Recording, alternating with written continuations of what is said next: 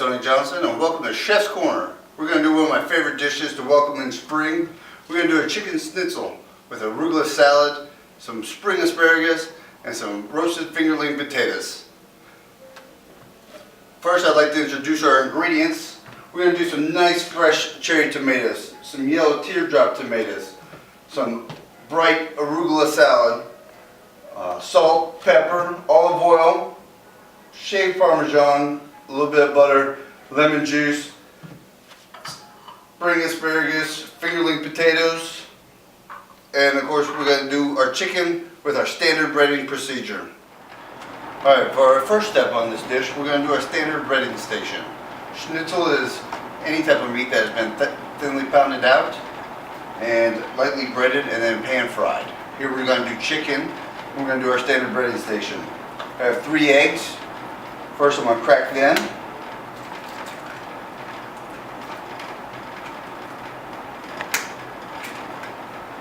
Right into the bowl. Now that our eggs are in the bowl, I'm going to add just a splash of water. It's an egg wash, so the eggs just a splash of water and help thin it out, and we're going to whisk them together.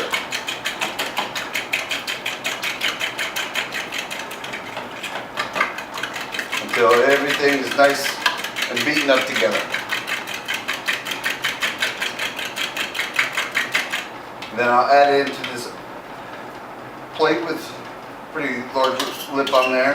It'll be easier for me to bread it. When we're dealing with chicken, it's very important that you always use gloves and wash your hands.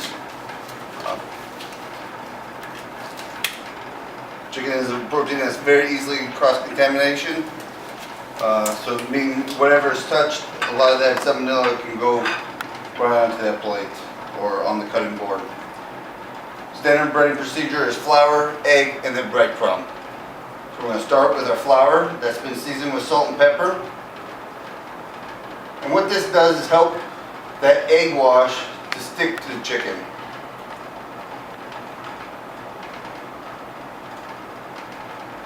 Now when we do large batches of this in the kitchen, we have 1 wet and 1 dry hand. This helps preventing a lot of flour caking up on there, but we're only doing 2 today, so.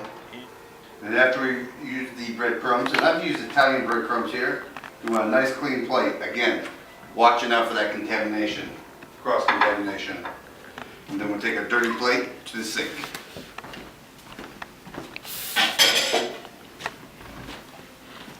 We'll discard our gloves.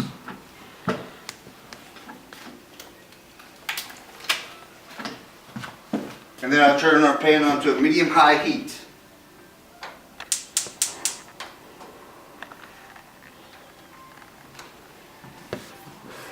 We'll get rid of these.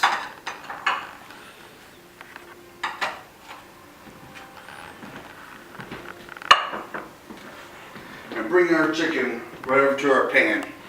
Have a nice set of clean tongs. Now that our pan is on a medium-high heat, it's been warming here for a minute. We're going to put in a little bit of olive oil. And then a couple tabs of butter. And what this does is the butter helps with the browning, and then the olive oil helps with making sure that the butter doesn't burn and gives it a higher smoke point. You're going to be able to hear this as soon as it hits the pan. And then we're going to add our chicken. Again, like I've said in previous films, add the chicken away from you to prevent any splashing. And since we pounded this chicken out, it's going to cut the cooking time in half.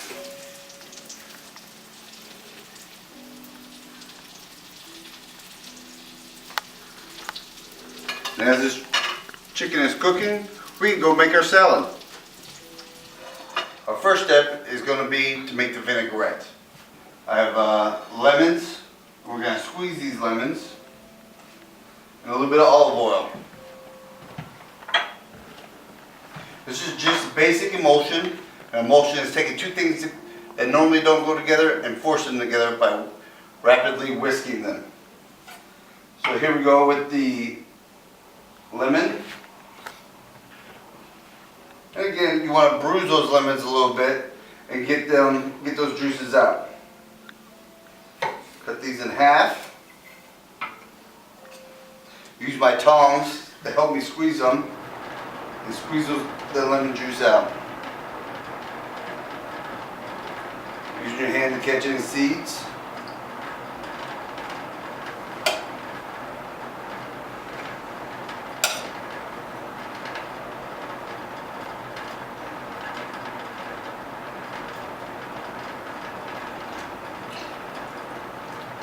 Squeezing these tongs, these really help get all the juices out. Now that we have our lemons in, we're going to create our vinaigrette here. Acid, 1 part acid, 2 parts oil. So I'm going to start whisking and slowly add my olive oil in. And you'll see this come together.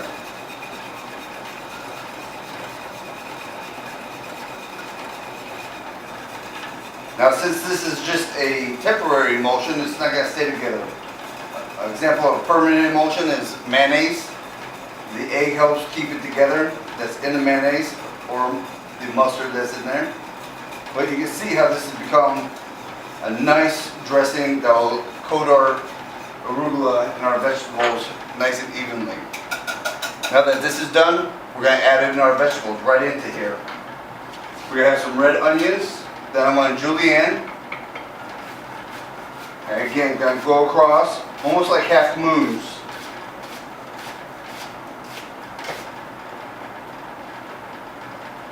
Just a little bit of the onions. It's going to give a great color and a nice little pepperiness along with the arugula's pepperiness. Then we have cherry tomatoes. We're going to cut these in half. Now, tomatoes, great time of year for tomatoes, or spring also. And there's about 7,500 different types of tomatoes that are grown worldwide. The oldest, and in my opinion, some of the best tomatoes are the heirloom tomatoes, which are pretty much the original tomatoes that our forefathers brought over with them. There's no changing of their textures. That's why they have so many different colors. They come in odd shapes, odd colors, but the inside of them are just pure tomato flavor. And then here we have yellow tomatoes. These are teardrop, also called a pear tomato. And we're just going to cut these in half real quick. Again, all these colors are going to remind you of spring. Bright yellows, the reds, the purples, and then the green. And when we cover this with our vinaigrette, it's going to sit there and even make it more brighter and more flavorful. Just add a little bit of salt, black pepper to our vinaigrette. Now what I have here in the grinder is a 5 peppercorn blend. It has black peppercorns, white peppercorns, pink, green, and red. Just a little bit. Twist that in. Again, it's got to help bring it together. And our vinaigrette is still together nicely here. Now we're going to add in our vegetables. Our red onions can go in first. And then these nice, beautiful cherry tomatoes. And these pear, teardrop yellow tomatoes. And then we have our arugula right here. Just kind of lightly add just a little bit.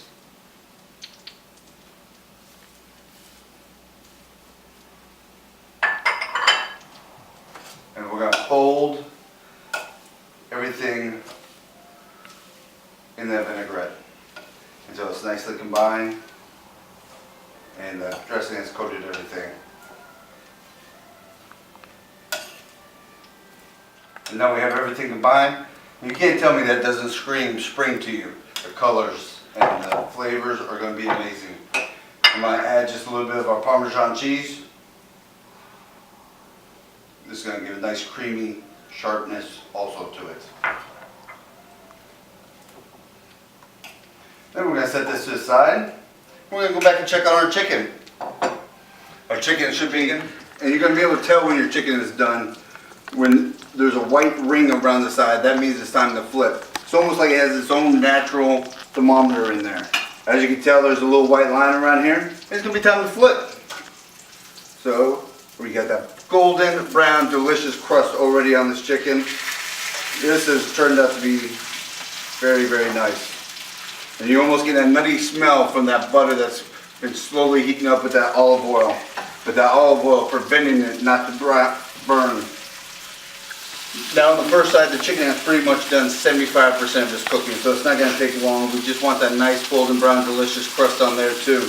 And then what I'm going to do is make a pan sauce in here by squeezing a little bit of lemon juice and using the butter and the fat that's come from the chicken, and then we're going to drizzle that chicken just lightly with it. Again, it's a nice light dish. While this is cooking, I'm going to bring over the vegetables I have prepped. The spring asparagus, the fingerling potatoes. Okay. So as you can tell, our chicken didn't take very long to cook on this side. I'm going to put it on this plate right here and let it rest.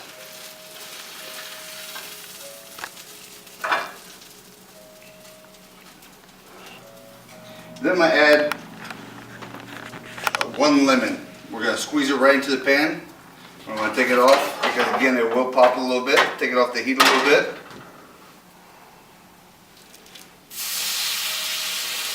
Again, this lemon will help brighten up this dish and work very nicely. Now that our chicken is out of the pan, we've squeezed our lemon in there. Again, you get the acid from this lemon will help bring all that fond up. Again, fond is the building block of a lot of our sauces. We use this in another film.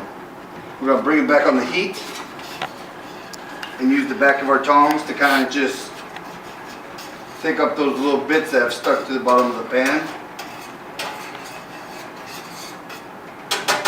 And then we're going to use 1 cube of butter and just add it in. And then we're going to slowly incorporate that fat and that lemon juice. And this will be our sauce for our chicken. It's just a light sauce. We're not gonna worry about putting it on the last end. As it's resting, I'm gonna go ahead and drizzle it over our chicken. So that way we can use this pan for those vegetables. Put our pan back on the heat. And then as our pan coming back up to temperature, we're going to bring our chicken over to the cutting board and let it rest for plating. We're going to add a little bit more olive oil in here. It's going to help brown off these potatoes, again with another little tab of butter to give that nice brown color without letting the butter burn. We'll put these potatoes that have been cut in half. Again, these have been cooked almost all the way. All I'm trying to do is get good caramelization. Caramelization is the browning of sugars, the natural sugars in the potatoes. And with these potatoes, they're nice and sweet, creamy, and they hold up to roasting. But those sugars will actually bring out more natural sweetness in this product, which makes it very, very special. And then I'll wait till the very end to add the asparagus because that has also been blanched and cooked and only needs to be heated up slightly. As those natural sugars sit there and caramelize, you can see the great color that comes from them. I'm going to flip these in the pan. And then I'm going to add my asparagus. Again, the asparagus has been blanched, cut, and it just needs to be heated up slightly. We can give this a quick shake, a couple of tosses. Gonna add a little bit of salt and pepper.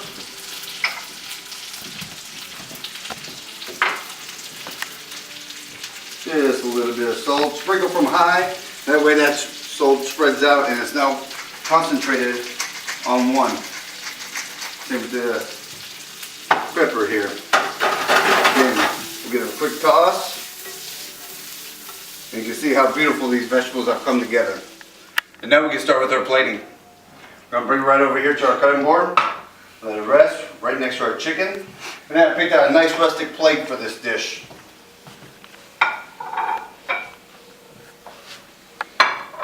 What I like to do with the chicken, it's the star, so we're going to put it in the center of the plate.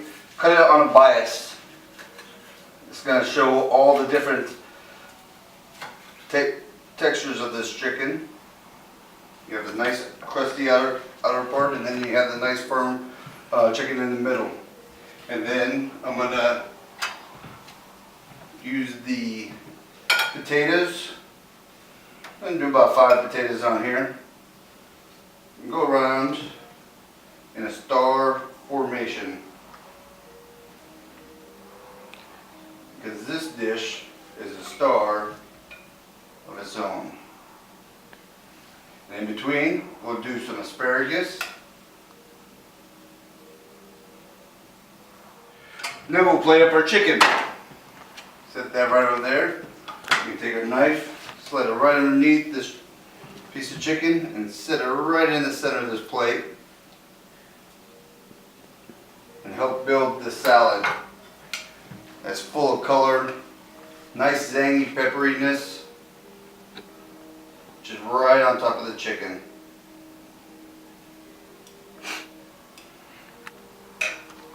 And then we'll garnish with a little bit more of this nice shaved Parmesan. And that's our dish.